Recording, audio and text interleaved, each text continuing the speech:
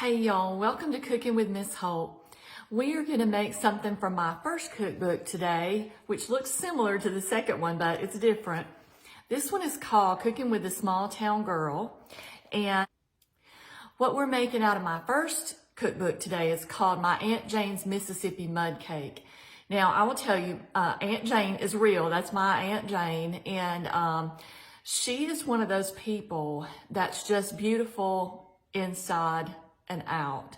She has hardly aged a day since I was a little girl. She was beautiful when I was a little girl, and she's still beautiful. You never see her that she doesn't look like the cover of a magazine.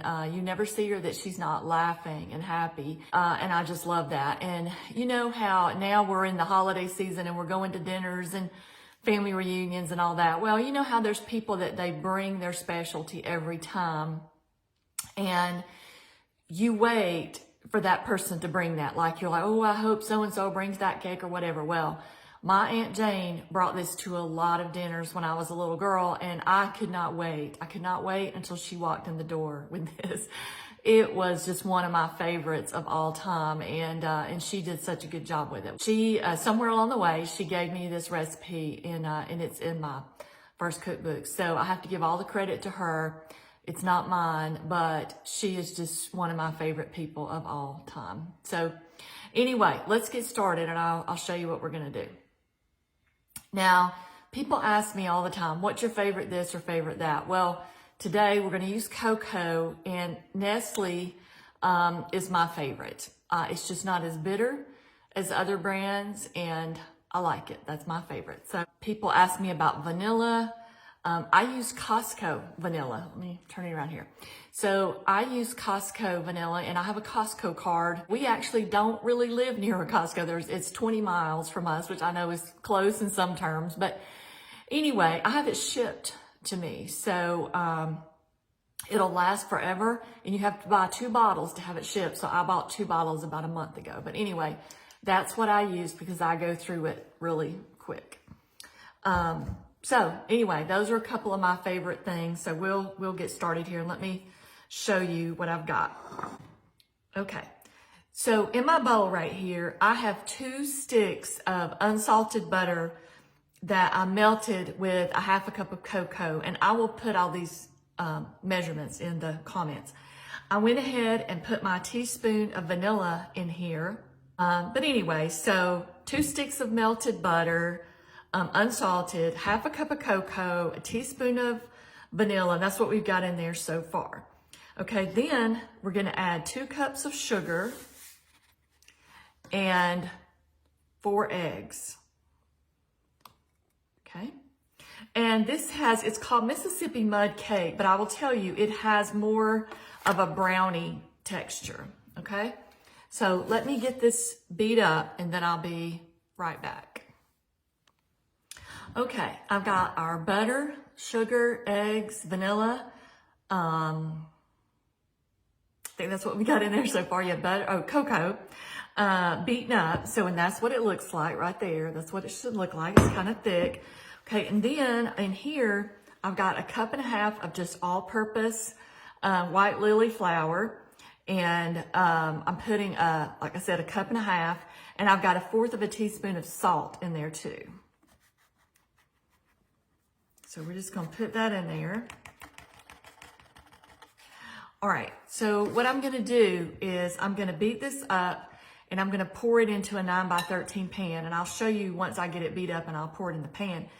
We're gonna come back, and when it's warm, it's gonna have a topping of frosting, marshmallows, and pecans. And if you've got somebody with a nut allergy, you can leave the pecans out. You certainly don't have to put those in there.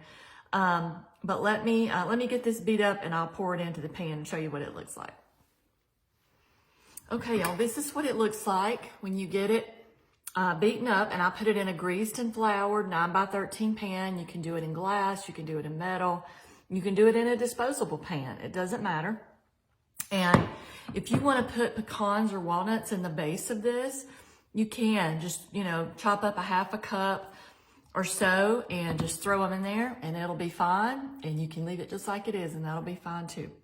All right, let me bake this, and when it gets done, I'll tell you how long it took to bake. I'm just baking it on 350. and I'll be back in a little bit.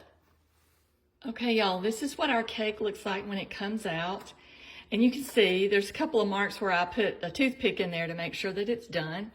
And it is. And now we're gonna cover the top in marshmallows while it's hot so that they kind of melt and get gooey. And it'll take about 2 cups, but you're just gonna cover it. It doesn't have to be an exact measurement. And you wanna use mini marshmallows. Okay, now we're gonna make the frosting for it.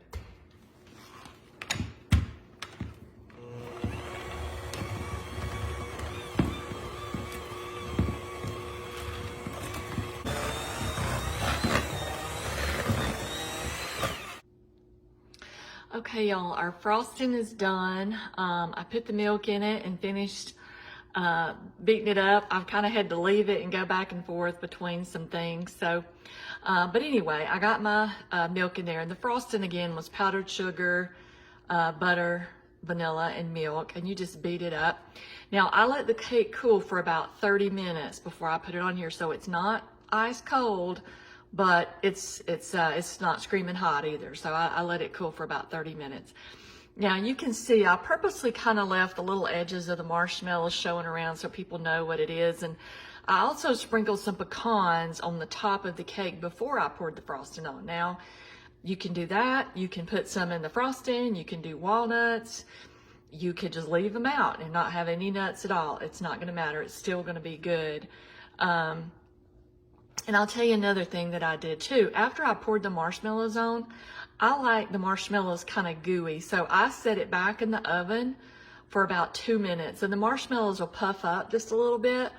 You do not have to do that. It's all the same if you don't. I just kind of like them more gooey than not. So, but you can do whatever you want. But anyway, this is from my first cookbook called Cooking with a Small Town Girl, and it's called My Aunt Jane's Mississippi Mud Cake, and I will put the recipe in the comments. But thanks to her for giving me this, and like I said, it was a childhood favorite of mine the whole time I was growing up, and she is just a joy in this world. So thank you so much, and I will see you soon.